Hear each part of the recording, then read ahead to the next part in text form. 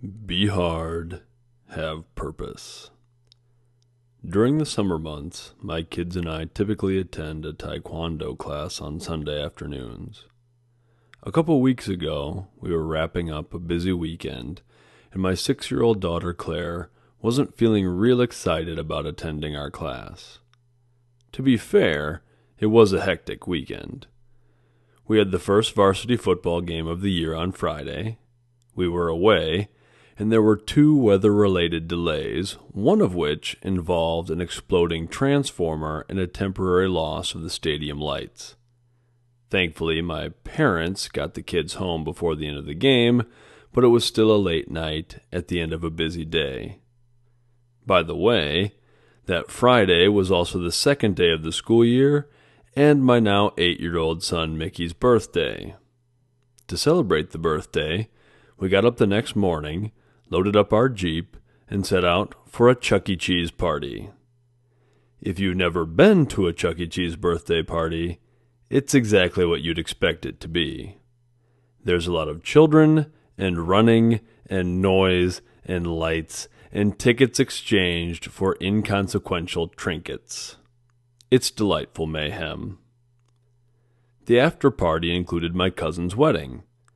We did a little more traveling, made the ceremony, and fully participated in a reception flush with the kind of family celebration-fueled dancing that heavily values enthusiastic commitment over technical execution.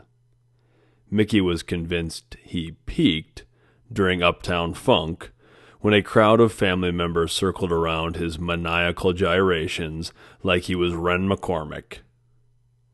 At that point in the evening, Claire was sitting off to the side of the dance floor with me because her leg hurt.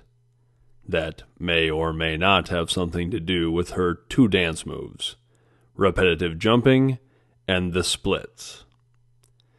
It was another late night when we made it back to the hotel. This hotel, by the way, contained a swimming pool we had yet to enjoy, so that was Sunday's pre-travel activity. After swimming, we jumped back in the Jeep for the 2.5-hour trip back home. Claire was pretty spent at that point. She also started to complain of a bellyache on our drive. That could have been related to Claire's proclivity for sampling every sugar-filled snack within viewing distance. Needless to say, when we arrived home with about an hour before our taekwondo class, Claire was less than enthusiastic about partaking in any form of physical activity. We went to the class, though, and Claire didn't kick up a fuss. Her best friend is in the class with her, and she was good after we got going. Until it was time to spar, that is. For those unfamiliar, sparring is the portion of class when we put on our gear and train in semi-live matches against an opponent. Think of Daniel versus Johnny at the All-Valley Karate Championships, except with pads and slightly less telegraphed moves. We usually spar at the end of class, and it's typically the most physically demanding training period. So when the time came, Claire asked if she had to spar. I told her yes, she did. That's right. I made my 6-year-old daughter spar, even though she didn't want to. Now, before I start getting angry comments, it's important to make note of a couple things. First, Claire had fun once we actually started. She smiled and giggled through every match, with the possible exception of her bout with her brother, but siblings just have a preternatural ability to irritate each other. Even more importantly, though, I had a purpose for making Claire spar. I tried to convey that purpose to her after class. On our way home, I thanked Claire for not arguing with me when I told her she had to spar, and I told her I was sorry she maybe felt tired and not at her best. I told her I understood. I also told her I thought it was important for her to spar, especially because she didn't feel like it. I explained that people too often give up on what they really want when things become difficult. That people will sell their dreams for a little respite. And that I, as her father, a person who loves her and her brother more than anything else in the world, could not condone such self-sabotaging behavior. I told Claire there were times when I was around her age, when I was training in a very strict martial arts school twice a week, that I didn't want to go to class either.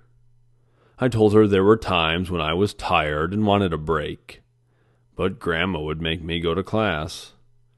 My mom didn't make me go to class to be mean, but my earliest personal goal was to become a black belt, and my mom, who knew nothing about martial arts, understood that no grand achievement is met without showing up. I also told Claire I usually left the classes I didn't want to attend more energized and excited about martial arts than ever. There was something inherently satisfying about pushing through discomfort, even when I was too young to understand the significance of the act. That's the point.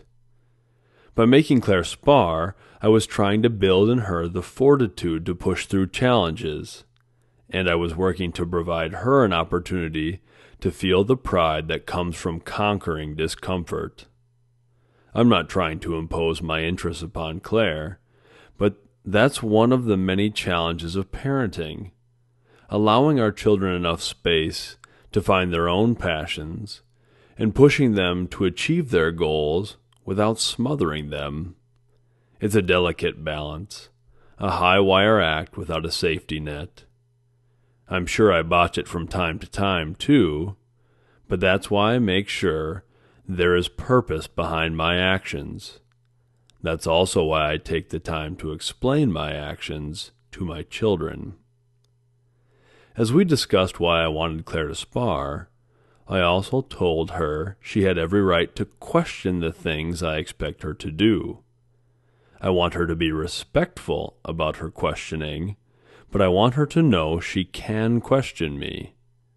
If I don't have a good reason for making her do something, I probably shouldn't be making her do it. While it's a staple of the parenting tool belt, I just don't give much credence to because I said so. There are so many things in all our lives we do because of momentum or social convention or simplicity with no real purpose. That's why I made Claire spar. That's why I gave her permission to question me, and that's why I took the time to explain myself to her. I want my children to be hard and have purpose. I've seen too many people give up on their hopes and dreams, give up on meaningful endeavors because things got hard.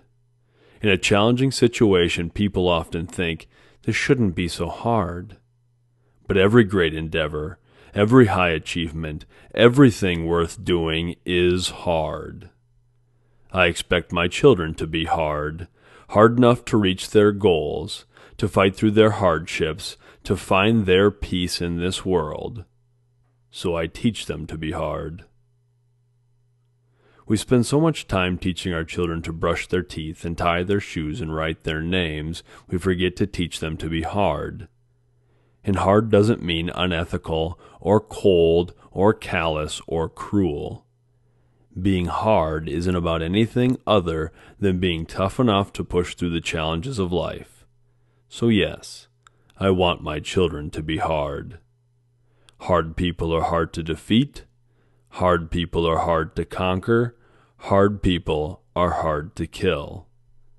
I want my kids to be hard, but I don't want them to be harsh. That's why every challenge faced must serve a purpose. That's why I want my children to live lives of purpose.